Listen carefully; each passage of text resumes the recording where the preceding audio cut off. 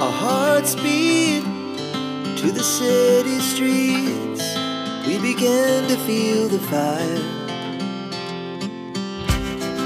We rise like tall. Karma, Episode 24. Dinala ni Eddie si Lovely sa rest house ni Lydia, kung saan may sarili din siyang kwarto. Sa kanyang kwarto ay nakatakdang ang kinin niya ang pagkabirhen ni Lovely. "Love, are you sure you wanna do this?" Tanong ng binata. Mahal niya si Lovely at nire-respeto niya ito. Hindi niya ipipilit ang isang bagay kung ayaw nito. "Kung mayroon man akong gustong baonin sa aking pag-alis, ay ang mga alaala na kasama kita. I love you so much, Eddie." Hinubad ni Lovely ang suot na roba at tumambad ang kanyang alindog. Isang figurang kabigha-bighan ang nakahain sa harapan ni Eddie. Ang figura ng itinatangi niyang babae. Hindi na niya napigilan ang sarili. Niyakap niya ang kasintahan at sinakop ang mga labi nito. Pumilos ang kanyang mga kamay at tinama ang malambot na katawan ng dalaga. Ang mga ungol ni Lovely sa kanyang bibig ay sapat na para siya ay magningas at tuluyan ng madara. Ipinagkaloob sa kanya ni Lovely ang pagkabirhen nito. Pansamantala nilang kinalimutan ang lungkot sa napipintong pag-alis ni Lovely. Subalit, sa ika-4 na araw nila sa rest house, ay dumating ang kapatid ni Lovely na may kasamang mga pulis. Hinuhuli si Eddie sa salang kidnapping. Kahit anong paliwanag ng magkasintahan, ay hindi ito tinanggap ng kapatid ni Lovely. Iyon na ang huling araw na nagkita at nagkausap si Eddie at Lovely. Mayaman ang pamilya ni Lovely at marami ding koneksyon ang mga kamag-anakan nila sa bansa. Kinasuhan si Eddie ng kidnapping ng pamilya ng dalaga. Sa tulong at koneksyon ni Lydia, ay nanalo sa kaso si Eddie. Malungkot ka na naman, Eddie. Iniisip mo pa rin ba si Lovely?" Puna ni Lydia habang magkaharap sila sa hapunan. "Hindi ko maiwasan hindi siya isipin, Mami, kung ano na ang nangyari sa kanya o kung natuloy ba ang pagpapakasal niya." Malungkot na saad ng binata. "I feel sorry for you, Eddie. Pero may mga pangyayari sa buhay natin na masakit man at nakakahinayang, pero mas nakakabuti pala ito. Dahil ba hindi kami magkalahi at mahirap lang ako, kaya hindi kami bagay sa isa't isa?" May himig pait ang tanong ng binata. "Eddie, mayaman ka rin naman," saad ni Lydia. "Ikaw ang mayaman, Mami, hindi ako." Malungkot na wika ng binata. "Huwag ka nang malungkot. Naniniwala ako na malayo ang mararating mo sa buhay. Kung minsan nga lang, mayroon tayong mga sakripisyo para sa ikabubuti ng iba." Nabasag ang boses ni Lydia sa mga huli nitong kataga. Halatang pinipigil nito ang umiyak. "Iyan tuloy, pati ako maiiyak sa kadramahan mo." Pilit ang tawa ng babae at pinunas ng tisyo ang sumungaw ng mga butil ng luha. "Kumain na nga lang tayo," wika nito.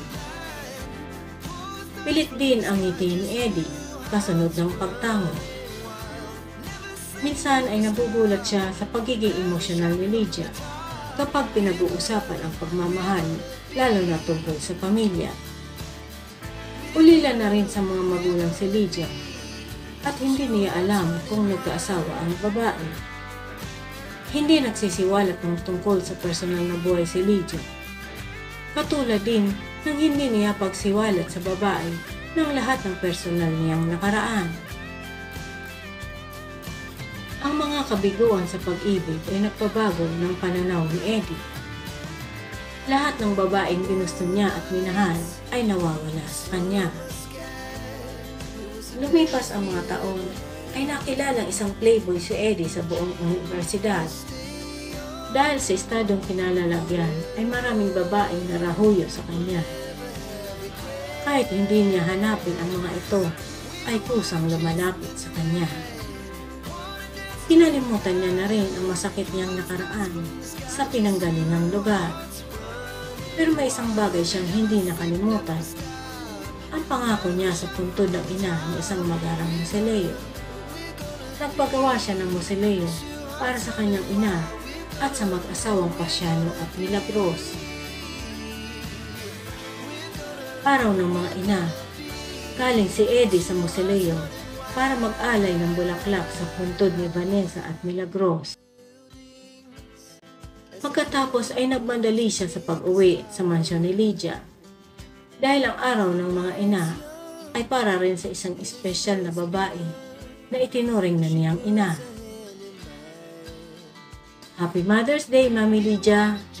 Masayang bati ni Eddie sabay abot sa bouquet ng bulaklak.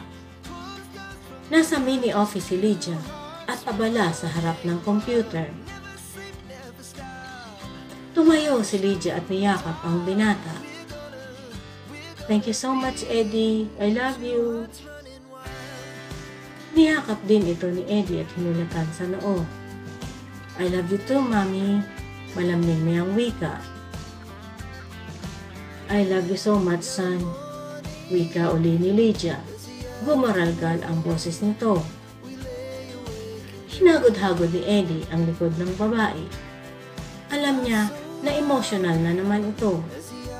Sa lahat ng mga okasyon na dumaan, ay laging tumutulo ang luha ni Lydia sa tuwing babatiin niya ito. Kain tayo sa labas, Mami. Treat ko. Wika ni Eddie. Talaga? Excited na wika ni Lydia. Sure, ikaw ang date ko ngayon, Mami. Masayang wika ng binata.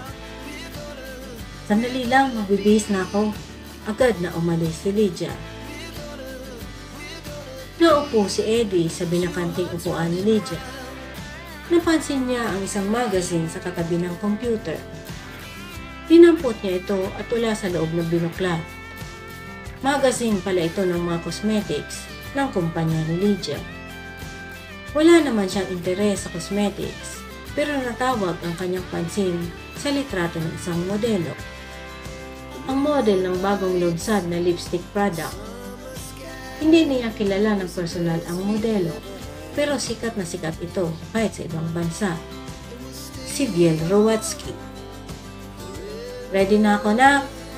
Nakapagbihis agad si Lydia. Ang suot nitong damit at bitbit na handbag ay gawa ng mga sikat na designer. Naghuhumiyaw din sa kinang ang suot nitong alahas. Let's go, Mami. Tumayo na si Eddie at iniatang isang braso sa ina-inahan. Sa isang 5-star hotel ang kanilang landscape. Masaya ang dalawa sa kanilang bonding time na bihirang mangyari. Napatigil si Eddie sa paglalakad nang pauwi na sila.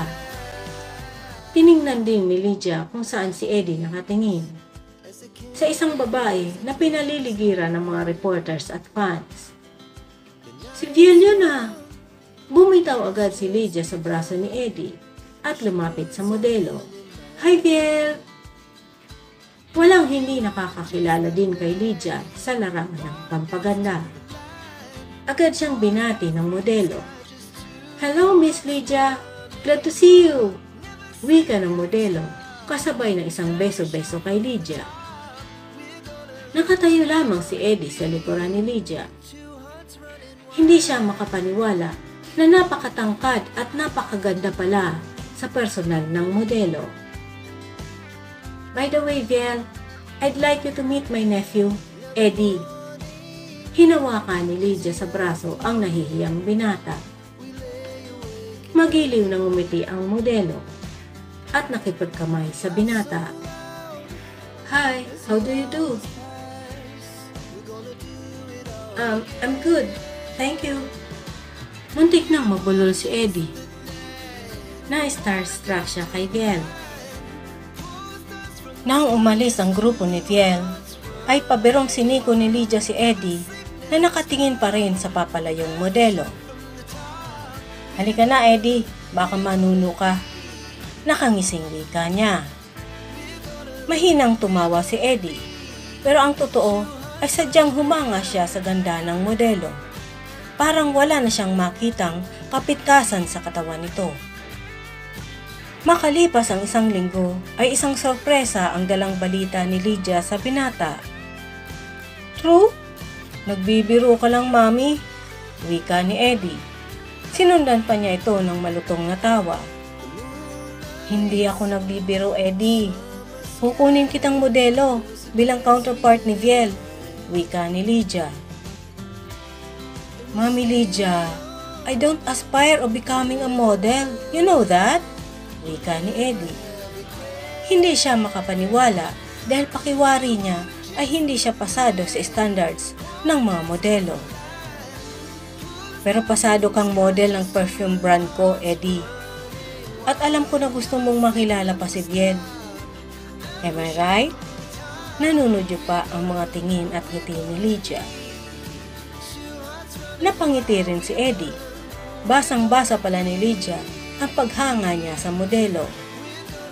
Oo, kaya lang nahihiya ako sa kanya eh. It's final, Eddie. Ihanda mo ang sarili mo.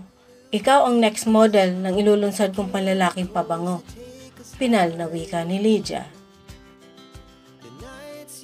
Isang buwan pa bago ang photoshoot. Para sa print ad commercial ay araw-araw nang nagwo-workout sa gym si Eddie. Nakakahiya kay Viel kung wala sa kondisyon ang kanyang katawan. May sexing pose pa naman daw ayon sa manager ng proyekto. Nang dumating ang araw ng photoshoot, hindi pa nakikita ni Eddie si Viel pero kinakabahan na siya. Nasa loob na siya ng dressing room at tapos na siyang make-upan. Lumabas siya ng dressing room nang tawagin na siya ng photographer. Maraming klase ng mga poses ang pinagawa sa kanya. Makalipas ang isang oras, ay pinabalik siya sa dressing room at may nag-retouch ng kanyang makeup. Pinagbihis uli siya ng bagong pantalon at pagkatapos ay nilagyan din ng makeup ang kanyang katawan. Paglabas niya uli sa dressing room ay nakatopless na siya. Si Viel na kaya ang babaeng muling magpapatibok ng puso ni Eddie? Abangan sa susunod na kabanata.